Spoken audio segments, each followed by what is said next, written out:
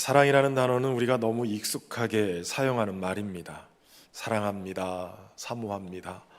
이런 표현은 넘쳐나지만 정작 그 사랑이 얼마나 깊고 진실한지는 쉽게 확인하기가 어렵습니다. 왜냐하면 대부분의 사랑이 조건적인 사랑이기 때문에 그렇습니다. 사람들은 보통 나를 좋아해 주는 사람을 사랑합니다. 나에게 유익되는 사람을 사랑하고요. 또 나에게 상처 주지 않는 사람을 사랑합니다. 그런데 문제가 생기면 관계가 틀어지고 사랑이 쉽게 식어집니다. 상황이 바뀌면 사랑도 쉽게 변하는 것이에요. 관계가 틀어지면 마음이 식어버리는데 심지어는 사랑한다고 열정적으로 고백한 그 사람이 어느 순간 원수가 되기도 합니다. 그럼 진짜 사랑은 무엇일까요? 오늘 본문은 우리에게 분명하게 말합니다. 하나님이 우리를 사랑하시는 그 사랑은 완전히 다르다. 그 사랑만이 진짜다라고 말씀하세요. 그리고 오늘 본문은 그 사랑이 가장 강력하게 보여지는 그런 말씀이에요. 특별히 로마서 5장은 복음의 심장과도 같다라고 얘기를 하는데 이곳에서 사도 바울은 단순히 하나님이 사랑이시다라고 증거하지 않고 그 사랑이 어떻게 드러났는지를 설명하고 있어요. 하나님은 우리를 사랑한다고 말만 하지 않으시고 그 사랑을 십자가로 증명하셨어요. 더 놀라운 것은 우리가 사랑받을 만한 상태가 아니라 가장 사랑받을 수 없는 상태일 때 그 사랑이 나타났다는 거죠. 이것이 세상의 사랑과 완전히 다른 점입니다. 세상의 사랑은 괜찮은 사람에게 주어지는 보상이라면 하나님의 사랑은 자격 없는 자에게 주어지는 은혜라고 할 수 있습니다. 오늘 우리는 이 말씀을 통해서 하나님이 우리를 어떻게 사랑하셨는지, 그 사랑이 얼마나 놀라운지, 그리고 그 사랑이 우리를 어떻게 변화시키는지 이 세 가지로 함께 말씀을 살펴보겠습니다. 우선 첫 번째, 우리는 사랑받을 수 없는 상태에 있었다라고 성경은 증언합니다. 오늘 6절 말씀을 우리 같이 한번 읽어보겠습니다. 우리가 아직 연약한 때에 기약대로 그리스도께서 경건하지 않은 자를 위하여 죽으셨도다. 아멘. 여기서 사도 바울은 인간의 상태를 숨기지 않고 오히려 가장 적나라하게 드러내줍니다. 그 첫 번째 상황을 보면 우리는 연약한 존재라는 거예요. 여러분, 이 연약하다는 말이 단순히 힘이 없다는 뜻이 아니에요. 이 연약하다는 말은 내 스스로 나를 구원할 수 없는 상태를 얘기해요. 우리는 죄를 이기고 싶어 해도 이기지 못해요. 결심하고 또 결심하지만 반복해서 그 죄에 자꾸 넘어지는 거예요. 화를 내지 않겠다고 다짐하지만 또 화를 냅니다. 미워하지 않겠다고 하지만 또다시 미워하는 우리의 모습을 보게 되어져요. 하나님 중심으로 살겠다고 하지만 여전히 모든 결정이나 모든 상황들을 보면 나 중심으로 흘러가고 있는 거예요. 이게 우리의 현실입니다. 우리는 우리 스스로를 변화시킬 수 없는 존재, 이것이 바로 우리의 연약함이라는 거예요. 두 번째는 우리는 경건하지 않은 자라는 거예요. 여기 경건하지 않다는 말은 그냥 종교적이지 않다라는 뜻이 아니라 내가 하나님 없이 살아가는 상태를 경건하지 않다라고 얘기하는 거예요. 겉으로는 멀쩡해 보일 수 있어요. 도덕적으로도 괜찮아 보일 수도 있어요. 그러나 하나님과의 관계가 끊어진 상태라면 성경은 그것을 경건하지 않은 상태다라고 얘기하는 거예요.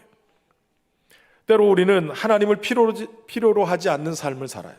하나님 없이도 괜찮다고 여기는 삶을 살아가는 거예요. 이게 우리의 경건치 않은 연약한 모습이죠. 그리고 세 번째, 우리의 모습은 바로 죄인이었다라는 거예요. 오늘 본문의 8절 말씀을 또 같이 한번 읽어보겠습니다. 우리가 아직 죄인 되었을 때에 그리스도께서 우리를 위하여 죽으심으로 하나님께서 우리에 대한 자기의 사랑을 확증하셨느니라. 아멘. 여러분, 성경에서 말하는 죄인은 단순히 어떤 율법을 어겼다거나 실수했다거나 이런 정도가 아니라 하나님을 거역하는 존재라는 거예요. 하나님보다 나를 더 사랑하고 하나님의 뜻보다는 내 뜻을 더 따르고 하나님을 외면하면서 사는 존재, 이것이 바로 죄인의 모습이라는 거죠. 그리고 심지어는 네 번째, 우리가 원수였다라고 얘기해요. 본문의 10절에 보면 곧 우리가 원수 되었을 때라고 얘기하고 있죠. 우리가 하나님과 원수가 됐다는 거예요. 아주 매우 심각한 상태죠. 중립적인 존재가 아니라 하나님 편이 아니라 오히려 하나님을 대적하는, 거스르는 자가 되어 있었다는 거예요. 여러분, 그런데 놀라운 복음은 그럼에도 불구하고 하나님이 우리를 사랑하셨다는 거예요. 7절 말씀에 보면 의인을 위하여 죽는 자가 쉽지 않고 선인을 위하여 용감히 죽는 자가 혹 있거니와 라고 얘기해요. 인간의 사랑의 한계를 보여줘요.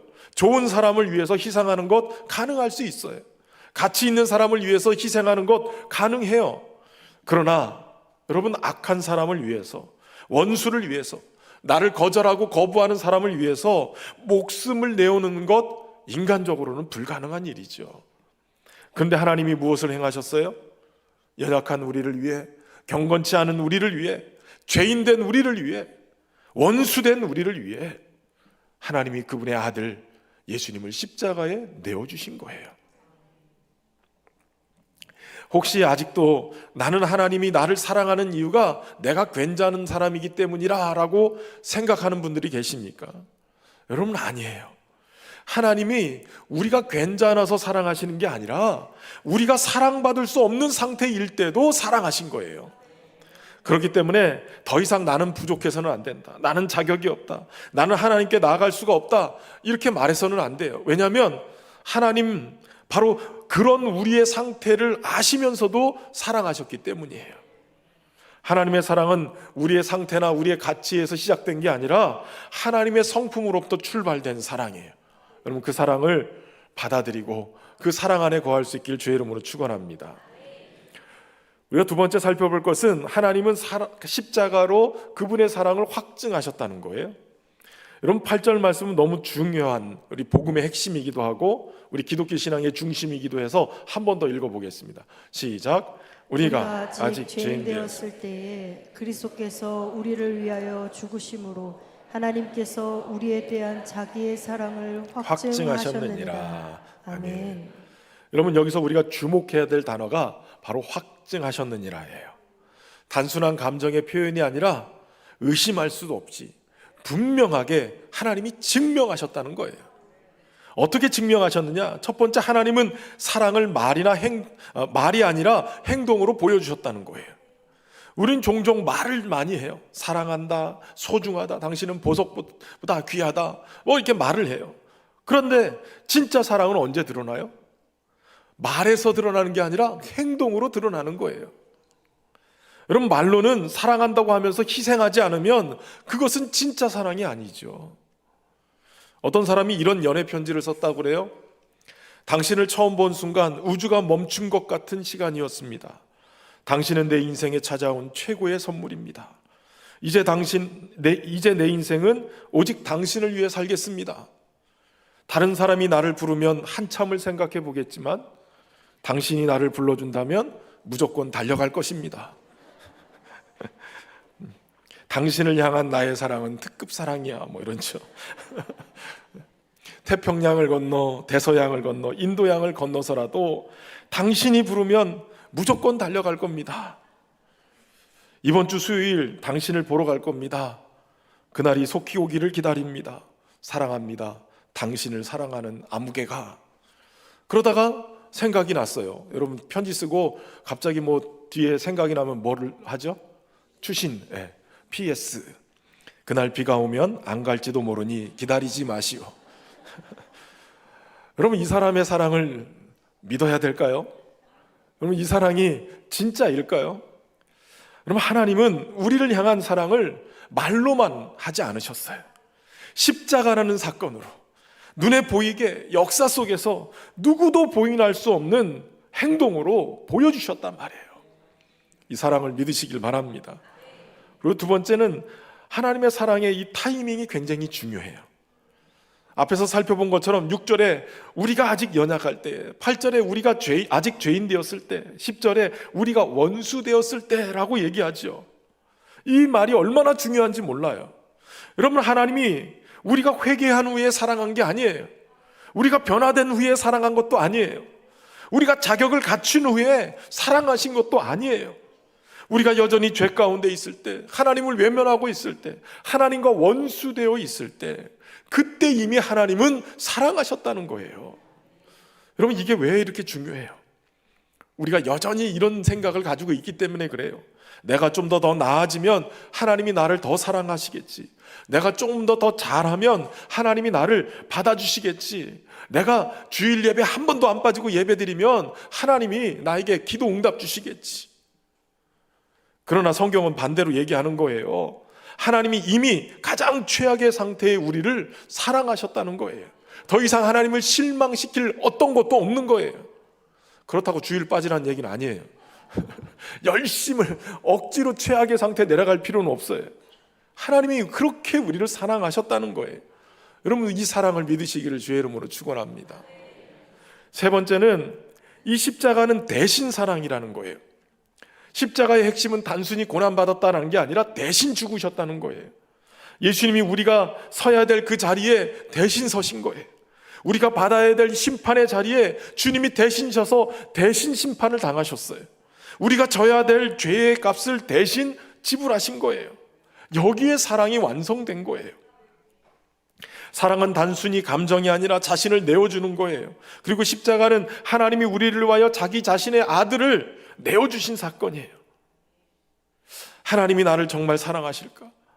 나는 하나님께 실망을 드리는 존재인데, 이런 생각이 들 때마다 감정에 휩쓸리지 말고 어디를 봐야 되냐면 십자가를 바라봐야 돼요. 우리를 사랑하신 그 십자가를 바라보셔야 돼요. 지난주에는 조명이 좀 고장나가지고 십자가가 어두웠어요. 이번 주에 싹 바꿔가지고 조명을 환하게 해서 십자가 불이 환해요. 그러니까 십자가 바라보시라고요. 십자가는 하나님의 사랑에 대한 가장 확실한 증거예요. 변하지 않는 증거, 영원한 증거, 누구도 부인할 수 없는 증거입니다. 십자가로 나타내신 그 하나님의 사랑 꽉 붙들고 살아갈 수 있길 주의 이름으로 축원합니다.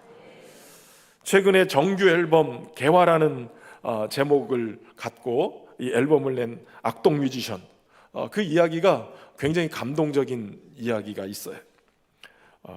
사실 이 악동 뮤지션은 몽골 선교사님의 자녀들이죠. 잘 아시겠지만 저희가 5월 달에 사실은 이 아버지를 좀 모시려고 하다가 시간이 딜레이 됐어요. 그래서 7월 12일 날 저녁에 이 이상근 선교사님 모시고 교사 헌신 예배 또 부모 교육 또 같이 하게 됐습니다. 근데 이 악동 뮤지션이 한참 잘 나가던 활동을 멈추고 오빠 이 찬혁이가 해병대에 입대하게 돼요. 그리고 혼자 남겨진 이 동생 수연이가 혼자 남겨진 부담감, 그리고 오랜 활동 속에 쉬지 못해서 번아웃된 것들, 이것이 겹치면서 2년 동안 외부와 연락을 끊고 은둔할 정도로 심각한 슬럼프에 빠지게 됩니다. 아무것도 할 수 없는 상태가 돼서 무대에 서는 것조차도 버거운, 그리고 다른 사람들의 시선, 그리고 자기 스스로 이렇게 지쳐있는 그 상황 때문에 그냥 집안에 푹 처박혀서 폭식을 하는 거예요. 그러면서 몸무게가 40kg나 쪘대요. 살이 터져 있는 그 자신의 그 살찐 모습을 거울에서 보면서 자기 혐오에 빠지기 시작해요. 나는 더 이상 미래가 없다라고 느껴질 정도로 절망하고 우울증에 공황장애에 대인기피증까지 걸리는 상황이 벌어졌다는 거예요. 오빠가 돌아오면 나아지겠지 그랬는데 오빠가 돌아왔는데 갑자기 아주 파행적인 행동을 해버렸어요. 자기만의 음악을 하겠다고 갑자기 막 어디서 멀쩡한 머리도 막 삭발도 하고 뭐 영화제 가서 공연을 하는데 관짝에 막 들어가기도 하고 그랬어요. 그러니까 오빠랑 나랑 너무 다르다 이러면서 더 슬럼프에 빠졌다는 거예요. 은퇴를 고민하고 있던 동생을 보다가 이 오빠 이찬혁이 결심을 하는 거예요. 자신의 음악 세계 고집하기보다는 동생 살리는 게 더 우선이겠다 하고 이 동생을 찾아가서 2년 동안 같이 합숙을 해요. 같이 살게 되는 거예요. 함께 산티아고 순례길을 걷기도 하고 해병대식으로 루틴을 공유하면서 동생을 막 운동을 시키고 또 밥을 만들어서 같이 먹기도 하고 이런 고백을 하더라고요. 수연이를 지금 잡지 않으면 평생 후회할 것 같다는 거예요. 눈앞에 10년, 20년 뒤에 수연이가 없다고 생각하면 그때 내가 최선을 다하지 않았고 그때 너무 후회가 될 것 같다고 생각이 들어서 오빠가 달려드는 거예요.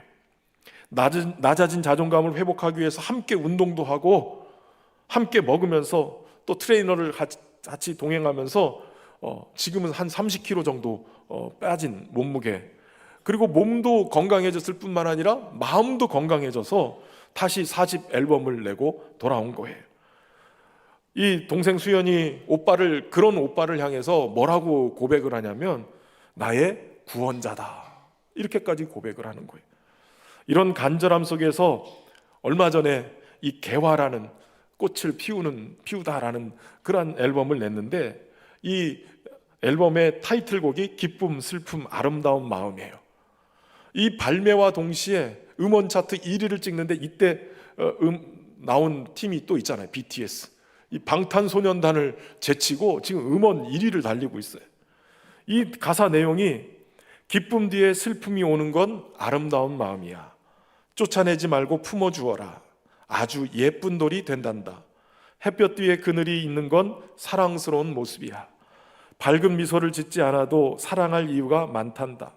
너의 웃음과 조화로운 너의 눈물, 이보다 더 좋은 것은 없어. 흐린 날도 화창한 날도 시린 날도 끼우고 나면 다 퍼즐이 될 거야. 기쁨 뒤에 슬픔이 오는 것 자연스럽다는 거예요. 이게 도리어 아름답다는 거예요. 때로는 내 삶에 여러 가지 좋은 것도 있고 흐린 것도 있고 화창한 것도 있고 시린 날도 있지만, 이거 다 끼워 맞추면 다 퍼즐처럼 좋게 된다는 거예요. 오늘 설교하고도 내용이 맞은 것 같아요. 이 음악을 접한 사람들이요, 이 노래를 들으면서 위로를 받기 시작해요. 내가 잘못된 건가? 내가 이렇게 슬퍼하고 내가 힘든 거 잘못된 건가? 내가 살아가는 게 뭔가 내 쓸모없는 존재인가? 이렇게 여기던 대중들이 이 음악을 들으면서 억지로 밝은 척하지 않고 슬픔을 통과해내서 이렇게 가사를 써서 노래를 하는 이 노래를 들으면서 위로를 받는 거예요. 이제 살 것 같다고, 이제 다시 일어날 수 있다고. 여러분, 한 사람의 헌신적인 사랑이 누군가의 무너진 삶을 다시 꽃피우게 할 수 있는 그런 삶이 된 거예요. 여러분, 사랑은 방치하는 것이 아니라 함께하며 행동하는 것이에요. 하나님은 말로만 사랑을 표현한 게 아니라 행동으로, 십자가로 자신의 사랑을 증명해 놓으신 거예요. 여러분, 그 사랑을 붙드시기를 주의 이름으로 축원합니다. 세 번째, 그 사랑은 우리를 구원하고 변화시키는 거예요. 하나님의 사랑은 단순한 감동으로 끝나지 않아요. 반드시 결과를 만들어내요. 오늘 본문의 9절부터 11절까지 그 결과를 세 가지로 보여주는데, 첫 번째는 우리는 의롭다 하심을 받았다는 거예요. 여러분, 9절 말씀을 같이 한번 읽어보겠습니다. 그러면 이제 우리가 그의 피로 말미암아 의롭다 하심을 받았으니 더욱 그로 말미암아 진노하심에서 구원을 받을 것이니. 아멘. 여러분, 여기서 의롭다 하심이 굉장히 중요한 개념이에요. 이게 실제로 우리가 완벽해졌다라는 뜻이 아니라, 우리는 여전히 불안하고 연약하고 부족함에도 불구하고 십자가 위에서 죽으심으로 순종하신 예수님의 그 순종으로 하나님이 됐다, 완성됐다, 의로워졌다라고 인정하시고, 그 인정하신 예수님의 그 인정받은 의로우심을 하나님이 그분의 보혈로 덮으신 우리를, 그분의 의의 옷을 입힌 우리를 하나님의 자녀로 받아들이셨다는 거예요. 양을 사육하는 사육사들에게서 볼 수 있는 스킨 그라프팅이라는 기술이 있다고 그래요.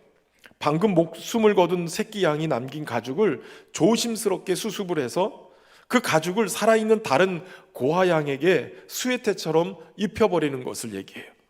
이건 그 고아양을 살려내는 필살기라고 그래요. 양은 대체적으로 오직 후각으로 자기의 새끼를 구별한다고 하는데, 이 죽은 새끼의 채취가 짙게 밴 이 가죽을 이 가죽을 입히면 어미의 후각을 통과해서 고아양이 그 가죽을 입고 어미에게 받아들여짐이 된다는 거예요. 이 냄새를 맡고 경계를 풀고 한 3일이면 완전히 이건 내 자식이다, 내 새끼다 라고 젖을 물린다는 거예요. 다소 좀 거칠게 보이던 이 작업, 사실은 버림받은 두 생명을 이어주는 가장 따뜻한 작업이었던 거죠. 여러분, 우리는 여전히 부족해요. 여전히 연약해요. 여전히 넘어질 때가 많지요. 주여, 우린 연약합니다. 우린 오늘을 힘겨워 합니다. 주의 뜻 이루며 살기엔 부족합니다. 우린 연약합니다. 주여, 우린 넘어집니다. 오늘 하루 또 실수합니다. 주의 긍휼을 구하는 죄인입니다. 우린 주만 바라봅니다. 한없는 주님의 은혜 온 세상 위에 넘칩니다. 그날에 우릴 이루실 주는 완전합니다. 우리가 완전해서가 아니에요. 우리가 온전해서가 아니에요. 우리 주님이 완전하시고 주님이 온전히 이루셨기 때문에, 주님의 의의 옷을 우리에게 입혀주셨기 때문에 우리가 하나님의 자녀로 받아들여짐이 된 거예요. 우리를 의롭게 만드신 거예요. 두 번째, 우리는 하나님과 화목하게 됐다는 거예요. 10절 말씀을 같이 한번 읽어보겠습니다. 곧 우리가 원수 되었을 때에 그의 아들의 죽으심으로 말미암아 하나님과 화목하게 되었은즉 화목하게 된 자로서는 더욱 그의 살아나심으로 말미암아 구원을 받을 것이니라. 아멘. 여러분, 화목하게 됐다는 거예요. 화목은 단순히 감정이 회복됐다는 정도가 아니라 관계가 회복됐다는 거예요. 원래 하나님과 원수됐던 우리가, 하나님을 멀리하고 하나님을 거부하고 떠나 있었던 우리가 예수님의 십자가를 통해서 하나님과 관계가 회복된 거예요. 심지어는 하나님의 자녀가 된 거예요. 이제는 두려움으로 하나님 앞에 나가는 존재가 아니라 하나님 앞에 담대히 주님의 보혈을 힘입고 나아갈 수 있는 존재가 됐다는 거예요. 그 은혜를 누리며 살기를 주의 이름으로 축원합니다. 그리고 세 번째는 우리는 기쁨을 누리는 존재가 됐다는 거예요. 자, 11절 말씀입니다. 같이 읽겠습니다. 그뿐 아니라 이제 우리로 화목하게 하신 우리 주 예수 그리스도로 말미암아 하나님 안에서 또한 즐거워하느니라. 아멘.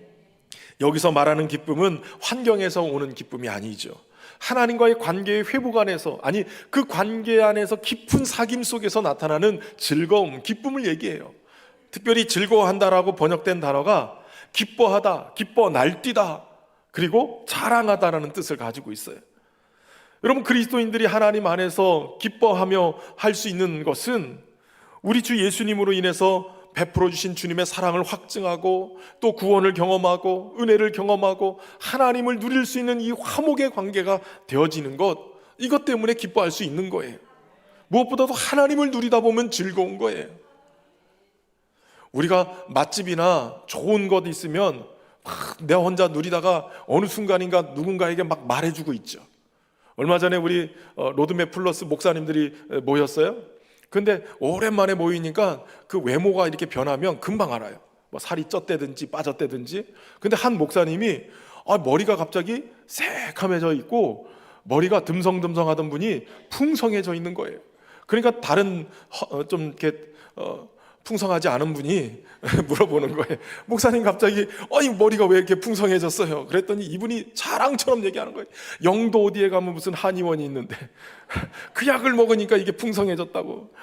그래서 모여가지고 그 발모제를 그 얘기만 하시는 거예요. 저한테 묻지 마세요. 저 전화번호 몰라요. 뭔가 나한테 좋은 일이 있으면 자랑하고 싶어지잖아요.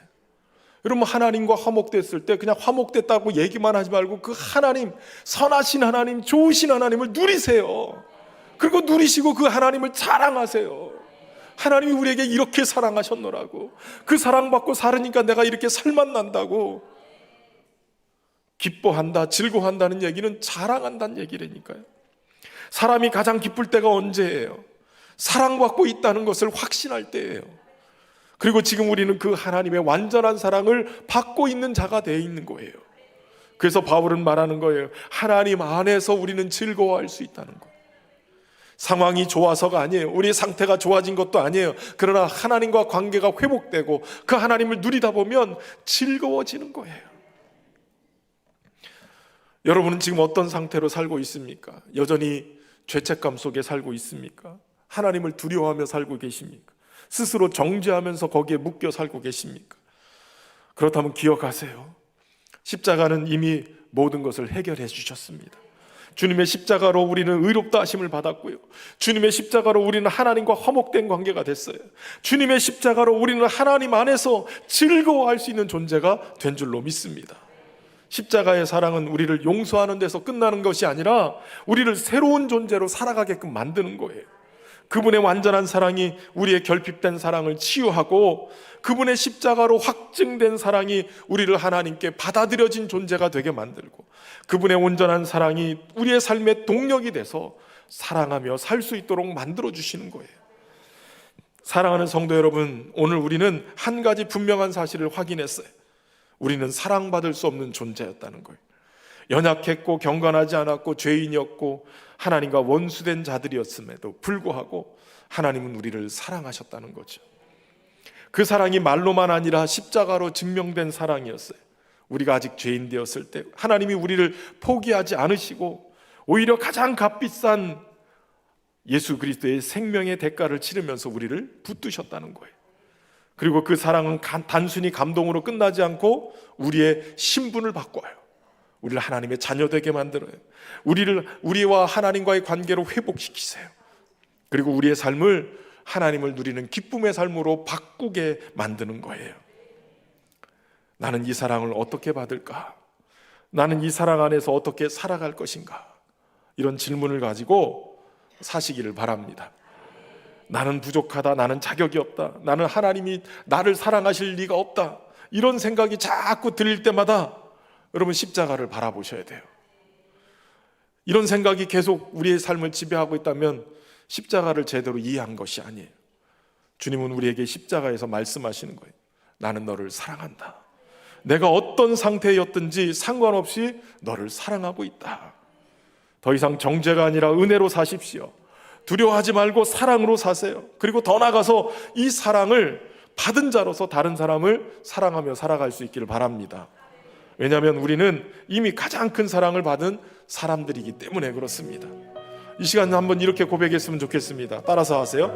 나는 십자가의 사랑을 믿고 그 사랑 안에 살아가겠습니다. 우리 이 찬송 고백하면서 주님의 사랑을 깊이 경험할 수 있기를 바랍니다. 아무런 자격도 없는 나를 위해, 아무런 소망도 없는 나를 위해 사랑한다, 사랑한다, 사랑한다 말하시네. 이 낮은 날 다시 한번 고백할까요? 아무런 자격도 없는, 아무런 자격도 없는 나를 위해, 아무런 소망도 없는 나를 위해 사랑한다, 사랑한다, 사랑한다 말하시네. 이 낮은 날 위해 이제 나는 옛사람이 아니요, 이제 나는 옛사람 아니요, 사망에서 건지신 주의 자녀이니 그 한없는 주의 사랑 안에 기쁨으로 걸어가겠네. 나의 사랑, 나의 어여쁜 자여, 나의 사랑, 나의 어여쁜 자야, 일어나 손을 잡고 함께 가자. 사랑한다, 사랑한다, 사랑한다 말하시네. 세상 끝날까지 이제 나는 옛사람 아니요, 사망에서 건지신 주의 자녀이니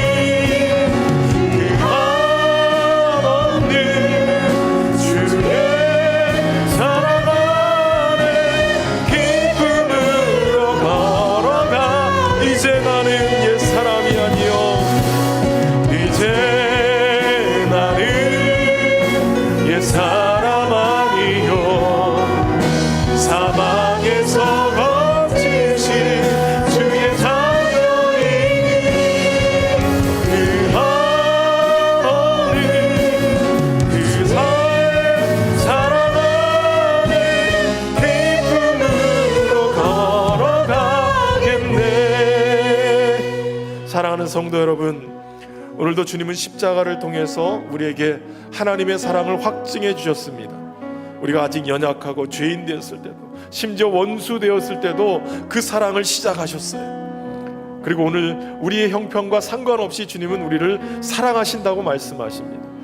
이 시간 우리 함께 기도할 때 우리가 다시 한번 주님의 사랑을 붙잡게 하시고 그 사랑 안에 거하게 하시고 주님과의 회복된 관계 안에서 주님을 즐거워할 수 있도록 하나님 은혜 베풀어 달라고 우리 합심해서 함께 기도하며 나가겠습니다. 살아계신 하나님 아버지, 오늘도 부활의 생명을 가지고 우리에게 찾아오셨습니다. 여전히 연약하여 여전히 죄인된 모습으로 무너지고 찾아가 우리의 또 주님을 외면하고 떠났던 제자들의 모습이 우리의 모습임을 고백합니다.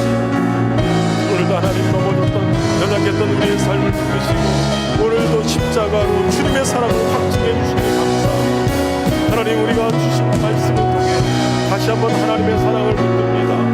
우리의 연약함과 부족함, 우리의 원수됐던 그 모습 속에서 여전히 사랑하시고 사랑을 붙들어주신 주님, 우리가 주님과 화목된 관계, 주님께 받아들이는 존재로 온전히 살아갈 수 있도록 하나님 은혜를 베풀어 주시고 잃어버린 첫사랑의 감격들을 회복하며 주님 안에 거하며 살아갈 수 있도록 주여 역사하여 주시옵소서.